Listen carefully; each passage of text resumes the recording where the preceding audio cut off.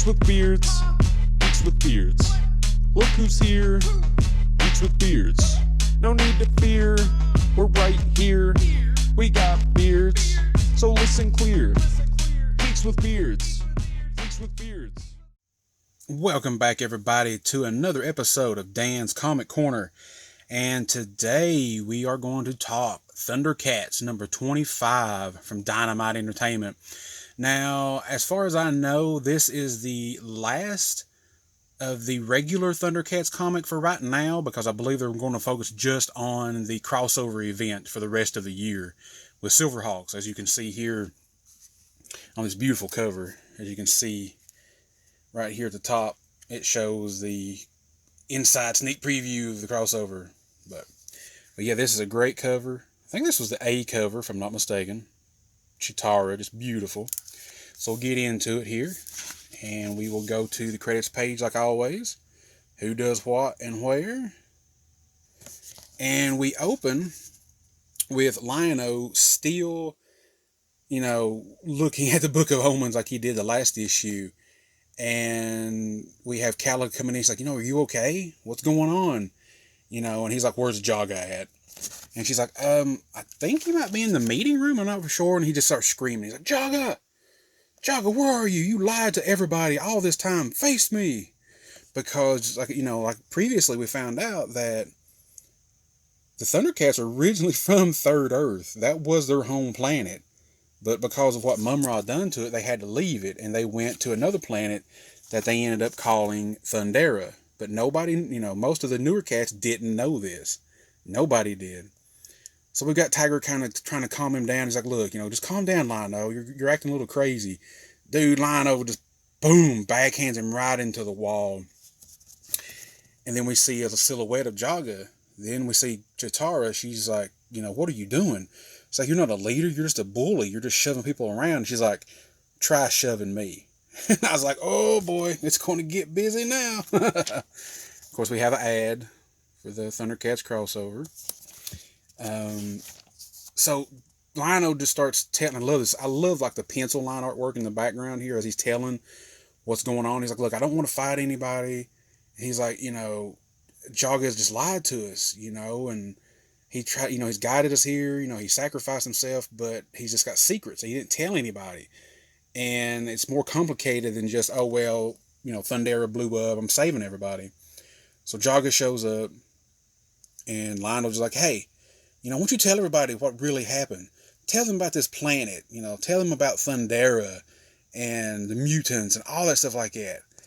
And Jaga, and then of course Chitara, she's like, look, I've known Jaga so long, he would never lie. He would always tell me the truth. So she says basically like, please, talk to us. Explain to us why Lion-O is saying this stuff about you.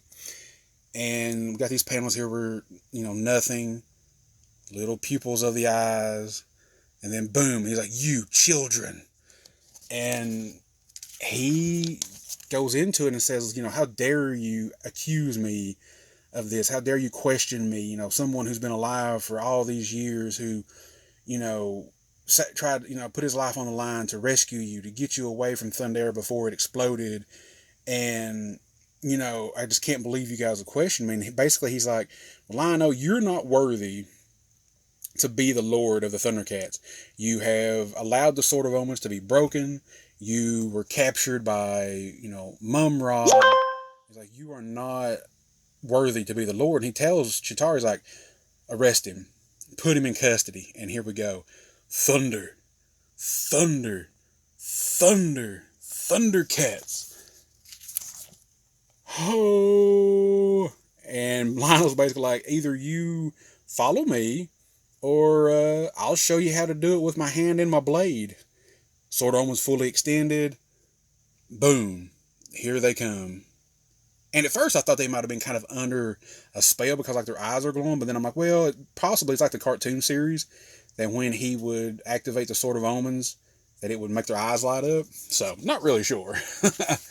So we got just different panels of the battles ensuing. Calica, Chitara, Wily Kit and Cat, Tigra, and of course Jaga's watching all this, and he's like, I'm causing more problems being here than not being here. He's like, Lionel has actually learned more than I thought he did. He's become a better leader than I thought that he was. I'm wrong about this. I shouldn't be here. So, again, just all these battle scenes. So amazing. And Jaga's like, I'm doing more harm than good being here, being back. So he blasts out like just a huge amount of energy from his body to stop him all from fighting. And in the process, basically he dies. He fades away, and Lionel's like, he's like, you can't leave me. He's like, I should have more time to be angry at you. He's like, it's not right that you're leaving me so soon. But he does. He disappears. But he tells Lionel, he's like, I'm not going to be gone. He's like, I'll always be with you. So it's going to be kind of like the cartoon series where he's kind of the spectral guide that he was in the 80s cartoon. So then Lionel tells the story of what the Book of Omens told him. That Third Earth was their original home, but they had to leave. And they populated a new planet that they called Thundera. And when Hit was getting destroyed, that it wasn't a coincidence that Jaga brought them back to Third Earth. It was purposeful that he brought them back. He was bringing them back home. And saying that, look, we need to find the other lost crew. We need to find, Bengali's people, because they're out there somewhere. Then he also tells Calico, he's like, look, I need you to take the Grey Cats, which were part of Jaga's people, kind of a secret organization. Like, I need you to go to the Black Pyramid and see if you can find any answers of what's going on. And she's like, well, look, it's just me now. He's like, well, when Wily Kit and Wily Cat come back, take them with you. And of course, then, he's talking about the many threats that face them here, the mutants, Mumra, Apex, which is the future version of Lion-O. And of course, then we see Panthro on Hawk Haven, still floating in space. And that's pretty much how that issue ends. It's a good issue. It's a quick issue. Let me put it back up there so you can see the cover.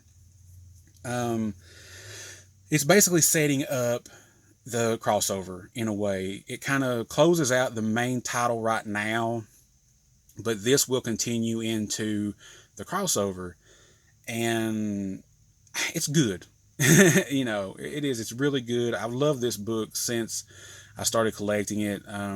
It's not really strayed that far from what the original 80s cartoon was, which I know things do change over time. But this book has been really good. And I'm hoping that after the crossover that it will come back and continue. I think it will. But as of right now, this is the final issue of the regular Thundercats comic book. So the rest of the year, it's going to be the crossover. It's going to be 3 titles. It's going to be just like the regular Thundercats, Silverhawks crossover comic, and then there's going to be a Mum-Ra, the Ever-Living comic, and then there's going to be one called Thunderhawks, which is going to have the Lost Crew on it from the Thundercats Lost comic book. So those are going to be 3 titles. It's going to be a total of 15 issues for the whole crossover. So it's going to be interesting, and I'm going to try to cover as much of it as I can for you guys. So put in the comments below what you think of this issue if you've read it. Who's your favorite Thundercat? Who's your favorite mutant? And what do you think will happen at the end of this crossover? Until next time, guys, good reading.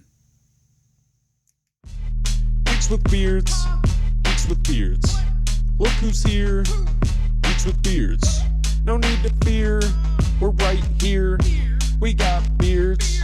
So listen clear. Geeks with beards. Geeks with beards.